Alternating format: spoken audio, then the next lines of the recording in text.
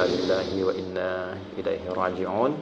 Wafatnya pada pagi hari ini pukul 8:38 guru kita tercinta, ulama karismatik, sahabat kita, keluarga kita, yaitu Syekh Ali Jabir.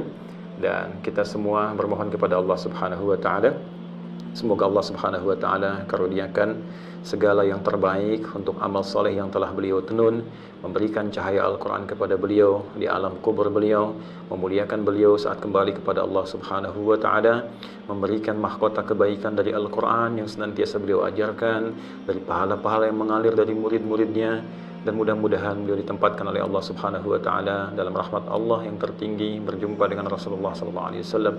Dan puncak dari semua itu, semoga kita pun diberikan kesempatan oleh Allah Subhanahu wa taala untuk dibersamakan kembali dengan beliau dan dengan orang-orang terbaik yang Allah pilih dalam berkehidupan di muka bumi ini. Untuk itu, saya mengajak kepada teman-teman sekalian, ada baiknya kita melihat kembali pada diri kita, memperbaiki keadaan hidup kita, dan melihat dalam suasana kehidupan kita.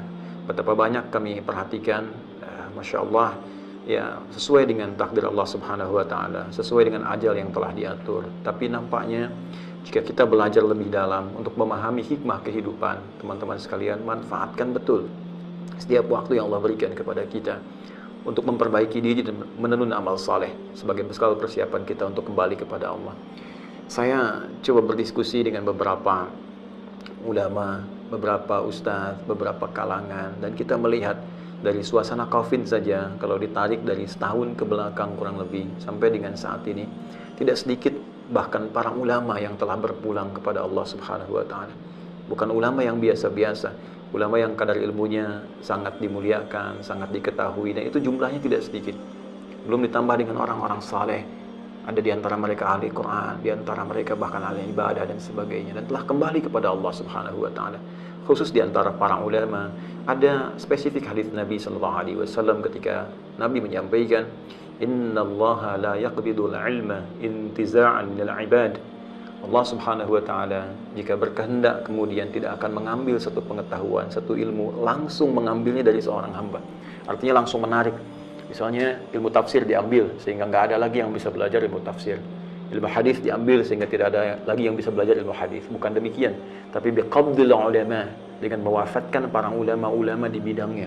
Maka para ulama yang ahli tafsir sedikit-sedikit kemudian ada yang wafat, ahli hadis kemudian ada yang wafat, ahli fiqih ada yang wafat, dai-dai yang baik ada yang wafat. Sehingga dengan itu, dalam keadaan demikian, kalau orang tidak mempersiapkan diri, mengevaluasi dirinya, menyiapkan lebih baik, maka akan tersisa orang-orang yang tidak bisa menjadi rujukan. Ya, ilmunya kemudian tidak mumpuni, fatwa-fatwanya tidak didasarkan pada dalil-dalil pemahaman yang benar. Dari situ kemudian terjadi sesuatu yang sangat mengkhawatirkan, yaitu muncul orang-orang memberikan fatwa yang tidak punya dasar, tidak punya pengetahuan, bahkan di antara fatwanya bertentangan langsung dengan nas-nas agama. Ya, bertentangan langsung dengan sabda-sabda Rasulullah SAW. Pada saat itulah muncul orang-orang demikian sehingga mereka tersesat dan berpotensi menyesatkan banyak orang. Maka kita berlindung kepada Allah Subhanahu wa taala dari keadaan yang demikian. Ada baiknya kita menyiapkan teman-teman di keluarga, ya, didik betul anak-anaknya menjadi anak-anak yang saleh. Niatkan satu di antara mereka menjadi ulama, jadi ahli Al-Quran, ahli tafsir, ahli hadis. Mudah-mudahan di antara kita dimuliakan oleh Allah dengan hadirnya perbaikan-perbaikan, tokoh-tokoh baru yang menggantikan dengan kapasitas ilmu yang lebih baik, dan dengan itu mendapatkan rahmat dan ridha Allah Subhanahu wa taala. Jadi penting sekali karena kaidah kehidupan kematian diikat dengan satu tujuan yang sangat penting. Quran surah ke-67 Al-Mulk di ayat yang kedua tegas Allah menyampaikan, "Huwallazi khalaqal mauta wal haya liyabluwakum ayyukum ahsanu amala wa huwal azizul ghafur." Dialah Allah yang telah menjadikan, ya, kematian, kehidupan itu. Kalau kita lihat dalam porsi sederhana aktivitas kehidupan kita, skema kehidupan kan kita lalui pada dasarnya dari kita beraktivitas hidup dulu, kemudian meninggal, ya, hayat, kemudian maut, ya, wafat gitu. Tapi di ayat ini sangat menarik, ada takdim wa ta'khir, maut didahulukan, kemudian hayat diakhirkan. Walladzi khalaqal mauta wal haya. Bisa Allah menyampaikan misalnya huwallazi khalaqal hayata wal maut. Tapi kenapa di antara hikmahnya Allah berfirman menegaskan maut didahulukan takdim, wallazi khalaqal mauta wal haya.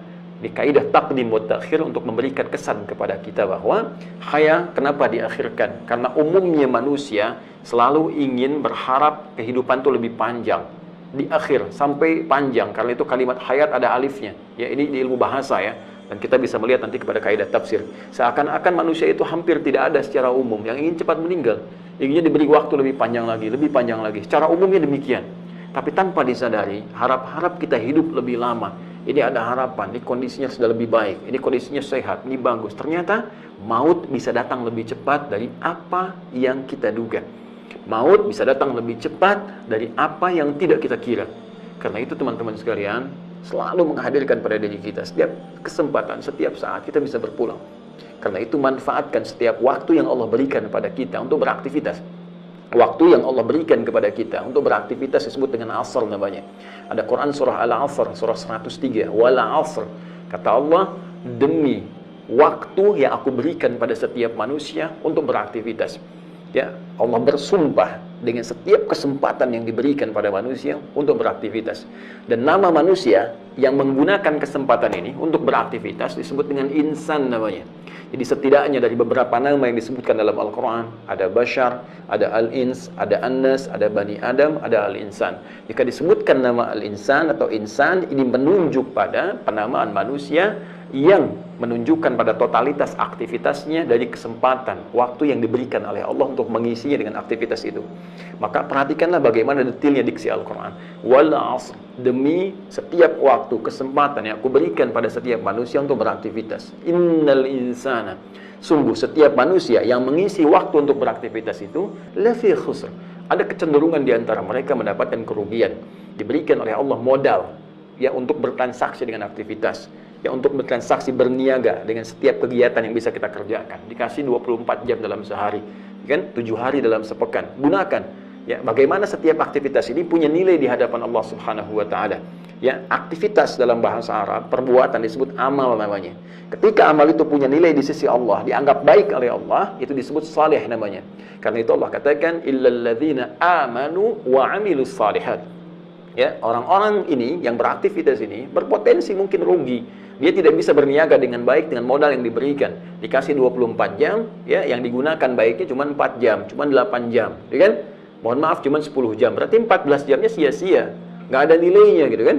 Nah, ada orang-orang yang menjadikan aktivitas ini punya nilai. Siapa mereka? Illal ladzina amanu, yaitu orang-orang yang mengisi 24 jam diberikan ini dengan imannya kepada Allah Subhanahu wa taala.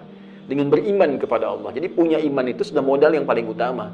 Tapi bagaimana menunjukkan kepada Allah bahwa kita punya iman? Mengeceknya seperti apa? Bagaimana kita bisa melihat bahwa kita bukan dari kalangan manusia yang rugi? Seperti apa melihat kekuatan iman kita, kebenaran iman kita? Maka seperti sering kita bahas, kita ulas dalam setiap kesempatan aqsa khususnya, iman itu bisa dicek, dilihat dengan amal soleh, dengan pembuktian.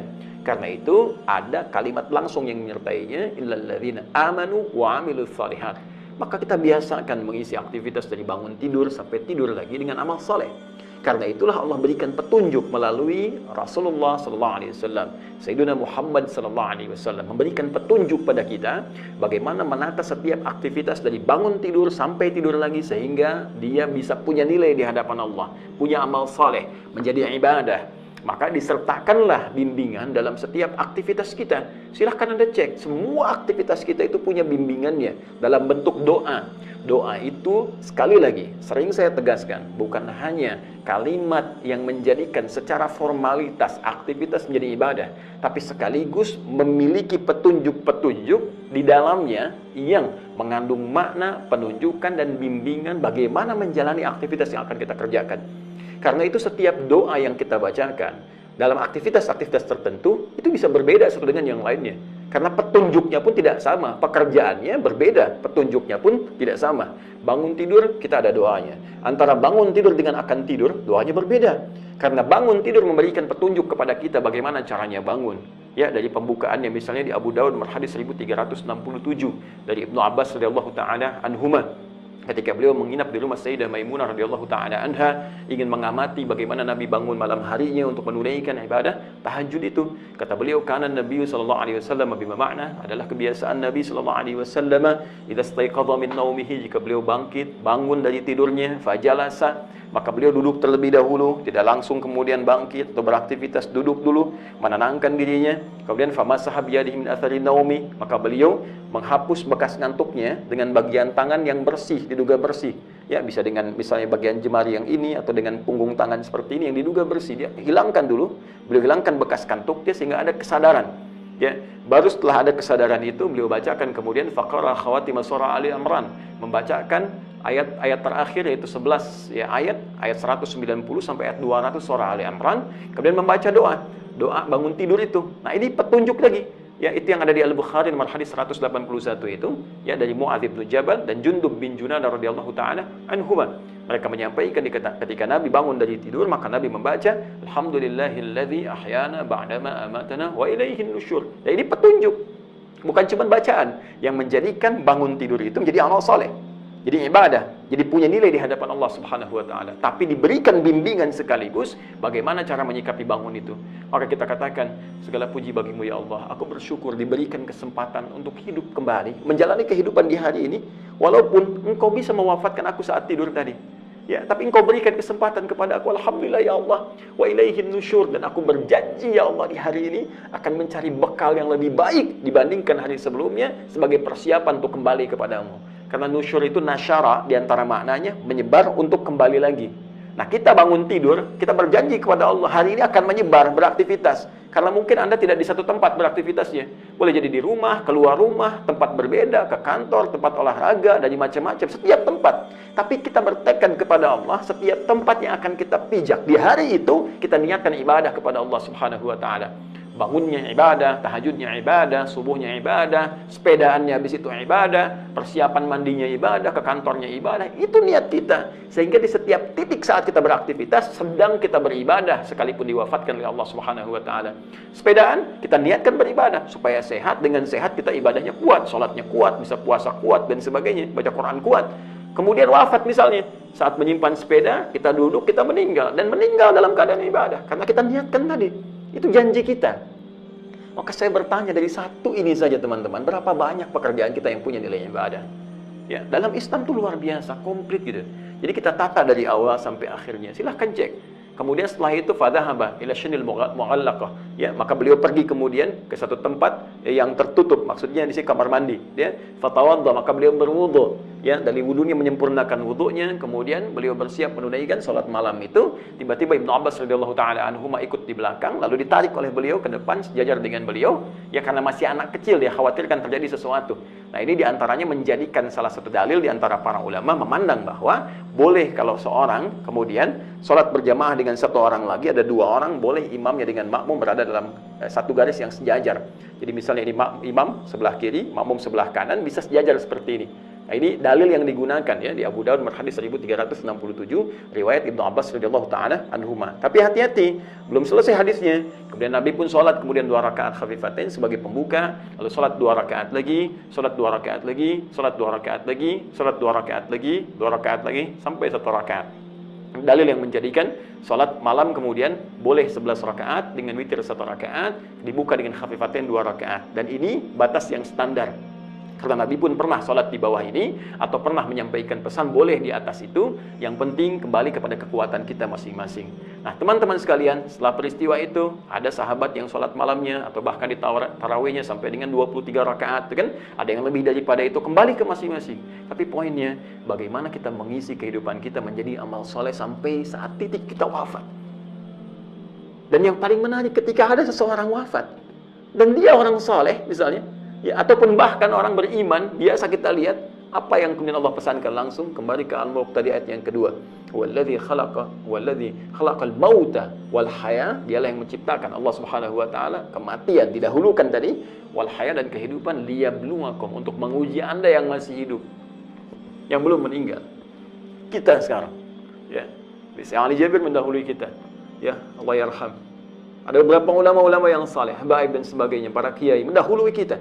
Bahkan ada yang menyampaikan kepada saya, Masya Allah, Allahu Akbar, semoga Allah muliakan para guru-guru kita. Itu sampai berjumlah luar biasa lah. Ya, saya tidak berani mengatakan karena saya tidak punya data langsung, tapi disampaikan kepada saya jumlahnya bukan puluhan, tapi bahkan ada keratusan gitu teman-teman sekalian. Ini sangat luar biasa pelajaran kepada kita semua. Ya, liyabluwakum ayyukum ahsanu amala. untuk menguji Anda yang masih hidup ini, untuk melihat mereka. Ya, siapa di antara Anda itu yang bisa belajar dari mereka untuk meningkatkan amalnya? Coba lihat. Syekh Ali Jabir mewariskan apa kepada kita semua? Kecintaannya kepada Al-Quran, sedekah subuhnya, ya kan? Kemudian ta'lim-ta'limnya yang mengarahkan pada kesejukan, kebaikan, persatuan, dan sebagainya. Itu yang kita ambil. Kemudian kita hidupkan dalam praktek kehidupan kita. Dan guru-guru kita yang lain, kiai-kiai kita, habaib dan sebagainya, ya yang telah mendahului kita, kita lihat apa keteladanan mereka yang bisa kita tiru, kita terapkan dalam kehidupan. Karena setiap Allah menetapkan satu kejadian sesuai dengan ajal, sesuai dengan takdir wafat, bukan hanya sekedar kita melihat, ya mengalirkan air mata, berdoa dan selesai. Tidak, dampaknya kepada kita apa? Ya, dan masya Allah orang-orang baik itu, masya Allah lahir ke muka bumi, ya dengan tertawa, orang sekitarannya, anaknya menangis, ya kan? Anaknya menangis setelah lahir, orang sekitarannya tertawa, menyambut gembira. Tapi sebaliknya, ketika dia berpeluang, ya ketika dia pulang kembali kepada Allah, dia yang tersenyum bahagia dan orang-orang sekitarnya mengiringi dengan tangisan. Tapi tangisan itu bukan sekedar air mata yang keluar, tapi komitmen pada diri kita untuk memperbaiki diri kita sehingga lebih baik ketika pulang terinspirasi dari orang-orang terbaik yang pernah kembali kepada Allah Subhanahu wa taala. Itu poin yang ingin kita hadirkan membuka pertemuan kita di malam hari ini. Jadi kita saling mendoakan untuk seluruhnya tanpa kecuali, saling melihat kepada keluarga besar kita, tetangga kita, kerabat dan sahabat kita. Demi Allah saya katakan, hari ini saya kehilangan dua orang yang sangat saya sayangi, ya kan? Sangat saya sayangi. Ada luar biasa jemaah soleh juga, Pak Haji Abdul Basit, itu sahabat kami. Sejak saya kembali dari Indonesia, beliau yang ngantar-ngantar itu kan, masya Allah, gitu ya, dijemput berdakwah kemana, dan sangat sayang kepada kami. Diperlihatkan kalau sakit, beliau coba berikan yang terbaik, hadir walaupun kita beda tempat tinggal. Dan saya dalam keadaan sedang di luar kota, ya setelah subuh saya terima WA, saya langsung kembali. Dan Alhamdulillah berikan kesempatan untuk menyolatkan. Di perjalanan pun Masya Allah dapat kabar lagi, ya Syekh Ali Jabir yang kita sayangi, kita cintai, dan kami mencintai karena Allah Subhanahu wa taala. Bahkan bertemu di ruangan ini yang teman-teman saat ini melihat kita sedang ta'lim, ya saling berbagi, saling bertukar pikiran dan saling mencintai karena Allah Subhanahu wa taala. Dan kami hanya bisa mendoakan pada kesempatan kali ini dan mengantarkan tentunya dalam kebaikan, dan kita memohon kepada Allah Subhanahu wa taala sekali lagi semoga untuk beliau diberikan makam yang terbaik si Allah Subhanahu wa taala, dan untuk kita semua pada saat ini diberikan oleh Allah kekuatan untuk memperbaiki diri sehingga dengan itu memberikan sibghah aura kebaikan bagi kehidupan kita bermasyarakat, berbangsa dengan lebih luas lagi.